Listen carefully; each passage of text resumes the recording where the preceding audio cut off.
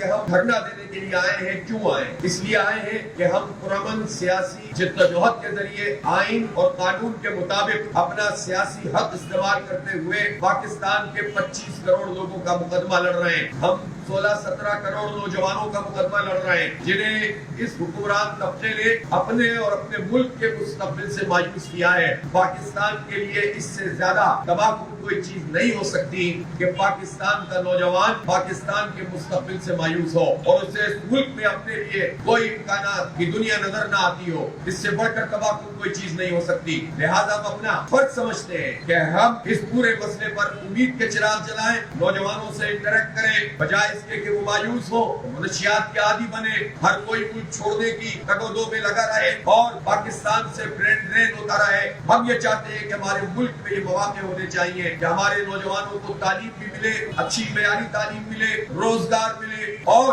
ان کے لیے ایک روشن مستقبل ہو. اور یہ پاکستان ہم سمجھتے ہیں کہ اس کے جو وسائل ہیں, اس کے جو دریا ہیں, اس کے پہاڑ ہیں, اس کے لہلہاتے کھیت ہیں اور یہاں صنعتوں کی جو امکانات ہیں, را مٹیریل ہے, منرلز ہیں, سب کچھ اس ملک میں موجود ہو اور اس کے باوجود اس ملک کے مستقبل سے لوگ مایوس ہو تو پتہ یہ چلتا ہے کہ یہ جو اشرافیہ جسے ہم کہتے ہیں, جسے ہم حکمران طبقہ کہہ سکتے ہیں, ایک حکمران حکومت وہ ہوتی ہے جس کی بظاہر حکومت ہوتی ہے, لیکن ایک پورا طبقہ ہوتا ہے کہ جو بیوروکریسی کی صورت میں, جو اسٹیبلشمنٹ کی صورت میں, سول اور فوجی, جو جاگیرداروں اور وڈیروں کی صورت میں, جو ان سرمایہ داروں کی صورت میں کہ جو حکومتی مراد حاصل کر کے اور اپنے مفادات حاصل کر کے ہم پر یہ معاشی پالیسیاں مسلط کرتے ہیں, یہ وہ پورا طبقہ ہے جو ہم پر حکمرانی کر رہا ہے. اس طبقے نے پاکستان کے 98-99% لوگوں کو ان کی حد سے محروم کیا ہوا ہے. ہم صنعتوں کا فروغ چاہتے ہیں, ہم تجارت کی بڑھوتری چاہتے ہیں, ہم تعلیم میں آگے بڑھنا چاہتے ہیں. ہم اس لیے نکلے ہیں, ہمارا کوئی ذاتی مقصد نہیں ہے, نہ میرا, نہ میری ٹیم کا,